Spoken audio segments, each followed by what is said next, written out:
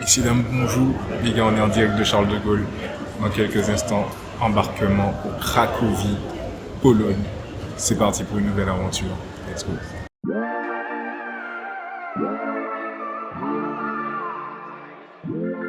Les gens, première journée de tourisme dans cette ville de Cracovie. On est parti pour visiter un peu tout ce qu'on peut, tout ce qui est possible de voir à pied.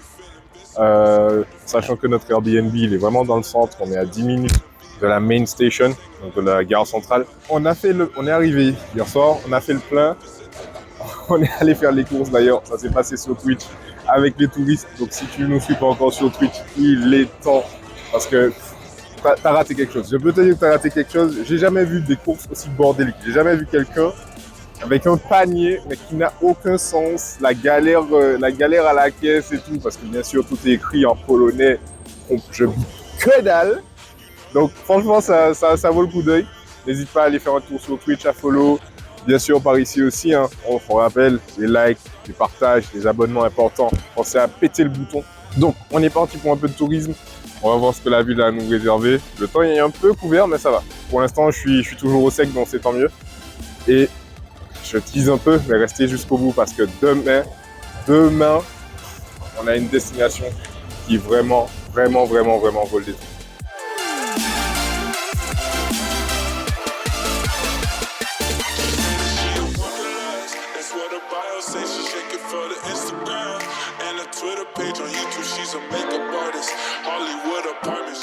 Par contre, les gars, on est obligé de le mentionner. Petit tips, avec le cours de l'euro, le coût de la vie pour un Français ici, c'est ridicule. Vraiment, c'est un kiff parce qu'en fait, ils n'utilisent pas l'euro ici. La monnaie nationale, c'est le zloty. J'espère prononcer correctement. T'as un zloty qui vaut, si je dis pas de bêtises, 0,22 euros. Donc, on est limite sur du 5 fois. 5 fois la monnaie nationale. Donc, si jamais vous voulez traîner par ici, vous allez vraiment vous mettre bien en tant qu'Européen. Et bien, on est sur la place du marché. Je suis sûr à 101% que ça, c'est la basilique Marie-Sainte. Je pense.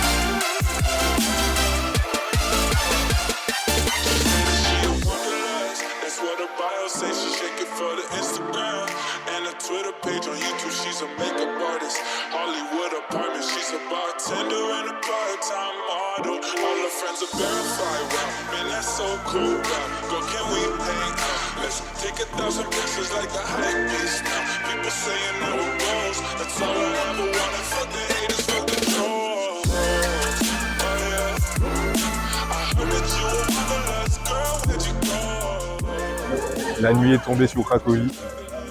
La ville s'illumine, franchement, c'est incroyable. C'est magnifique. En plus des lumières, on a le son. On a des musiciens itinérants qui assurent l'ambiance un peu partout sur la place. Et franchement, il y a du niveau.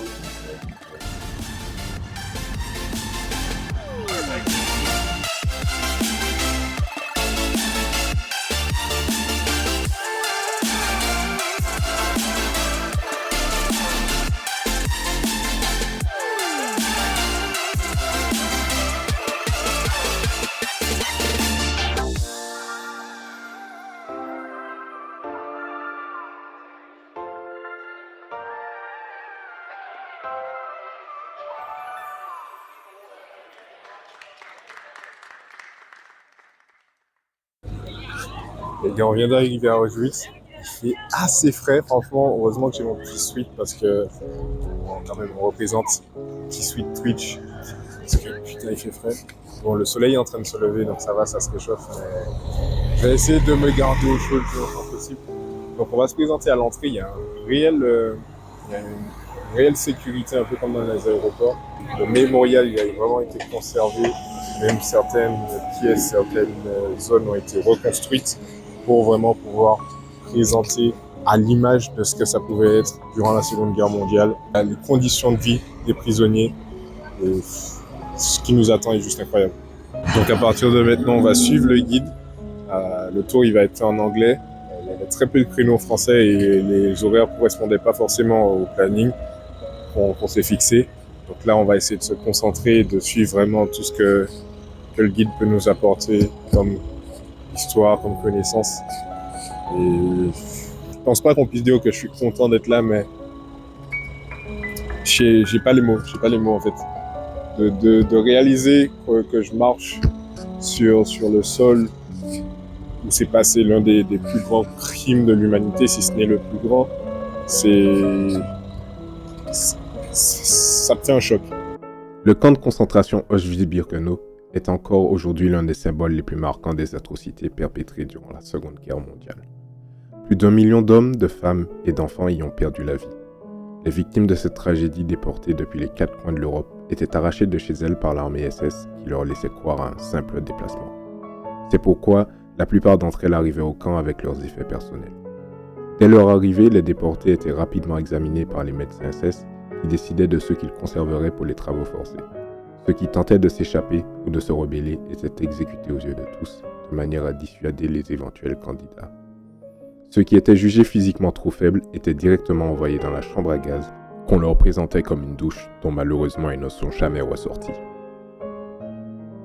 Ok, du coup les gars, on vient de finir la visite de la première partie, donc Auschwitz. On va se diriger vers Birkenau, qui est vraiment là beaucoup plus grand et qui était réservé à l'extinction, je sais pas comment le dire, autrement à l'extinction de la plupart des prisonniers. La deuxième moitié du site nous confronte à l'expérience qui était celle des prisonniers. Depuis la descente des wagons dans lesquels ils étaient amassés, le tri qui déciderait de ceux qui seraient supprimés et ceux qui conservés dans des dortoirs rudimentaires pour qui le reste de leur vie ne serait synonyme que de violence et travaux pénibles. Des travaux qui, par exemple, consistaient à entretenir les chambres à gaz, ce qui inclut l'évacuation des corps de leurs proches exterminés quelques heures plus tôt.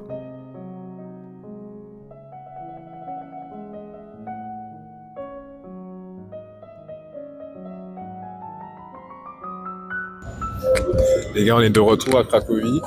Il est 14h.